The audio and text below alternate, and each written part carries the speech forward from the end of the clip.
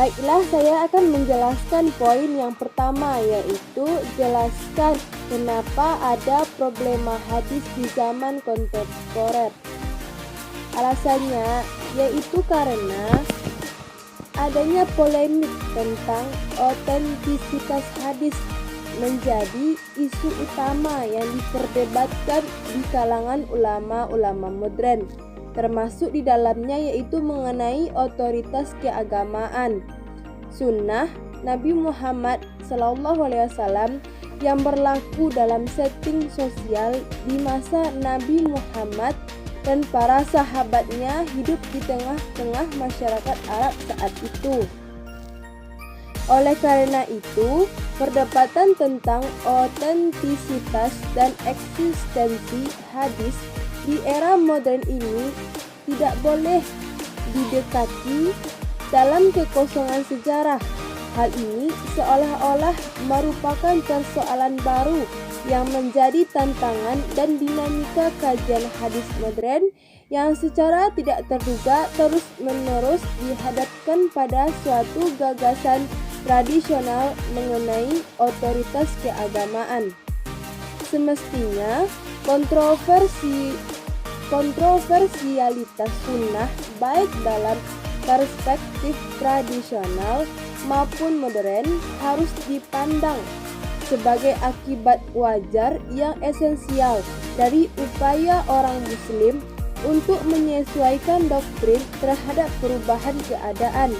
Karena sunnah merupakan sumber kewenangan Nabi dan merupakan sumber kesinambungan dengan masa lalu. Tidak ada perselisihan ajaran, tidak ada kontroversi hukum, tidak ada pembahasan tafsir yang dapat dilakukan tanpa merujuk kepada sunnah, sehingga tidak seharusnya perkembangan pemikiran modern lantas mengerupsi dan mengikis eksistensi sunnah atau hadis Nabi sebagai bagian yang tidak dapat terpisahkan dari sumber ajaran Islam. Dengan demikian, sunnah atau hadis Nabi dalam konteks modernitas akan ditentukan oleh bagaimana cara umat Islam memperlakukan sunnah, apakah dengan menggunakannya secara selektif, menolaknya atau menafsirkannya kembali, atau reinterpretasi.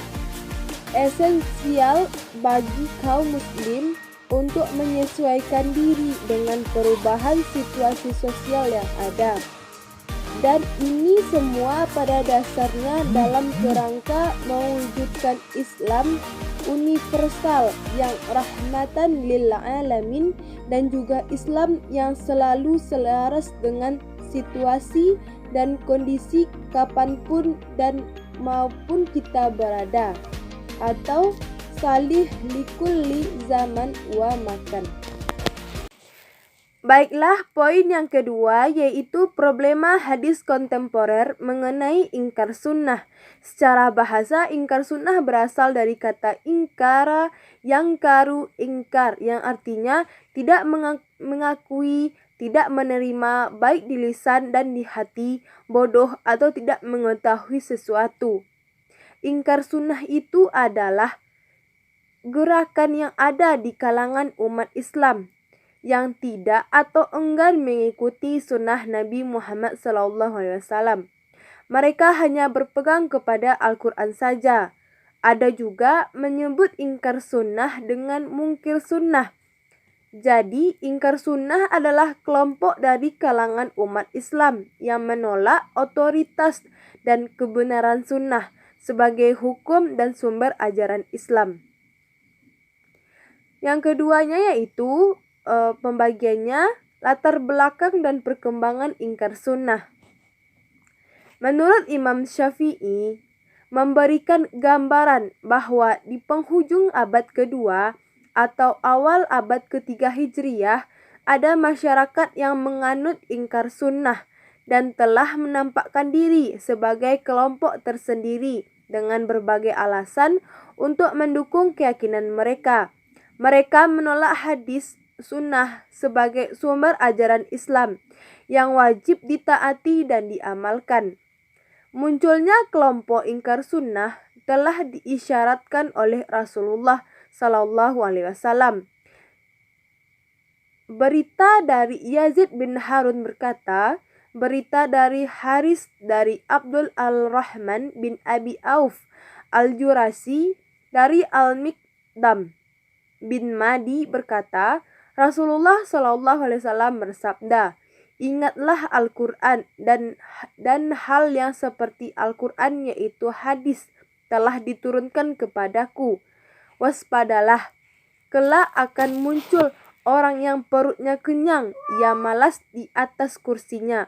Ia mengatakan pakai Al-Quran saja. Apabila di situ ada keterangan yang menghalalkan, maka halalkan.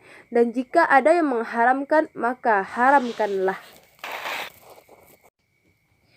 Baiklah, poin yang ketiga yaitu klasifikasi ingkar sunnah dan argumennya.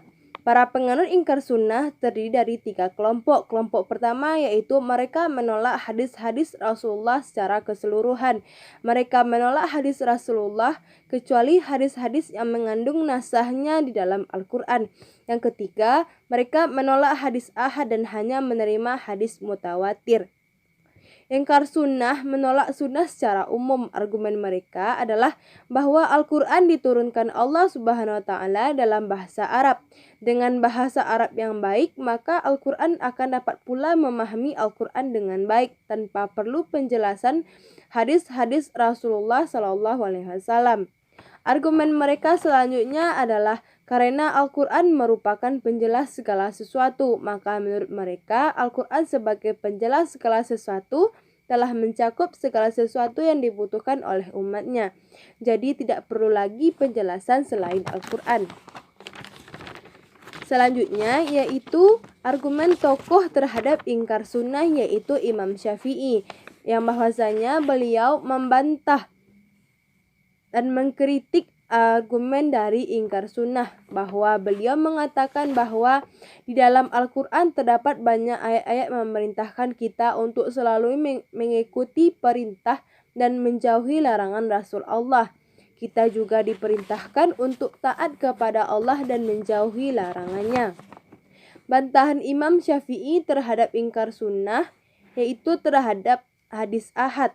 Secara analogis, Imam Syafi'i mengungkapkan kekeliruan pendapat ingkar sunnah terhadap hadis ahad yang terangkum dalam ayat Al-Quran, Quran Surah An-Nisa ayat 59, Quran Surat Al-Hasyr ayat 7, Quran Surat Al-Ahzab ayat 21, Quran Surat An-Nur ayat 63, Quran Surat An-Nisa ayat 65, Quran Surat An-Nisa ayat 80. Hal itu diingatkan Rasul dalam sabdanya yang dituturkan oleh Abi Rafi'. Jangan sekali-kali aku menjumpai salah seorang di antara kalian duduk bersandar di atas kursi panjangnya. Lalu datang kepadaku suatu perintah dari perintahku, yakni dari yang aku perintahkan dan yang aku larang. Dan dia mengatakan, saya tidak tahu mengenai hal itu, tetapi apa yang kami temukan dalam kitab Allah, maka itulah yang kami ikuti.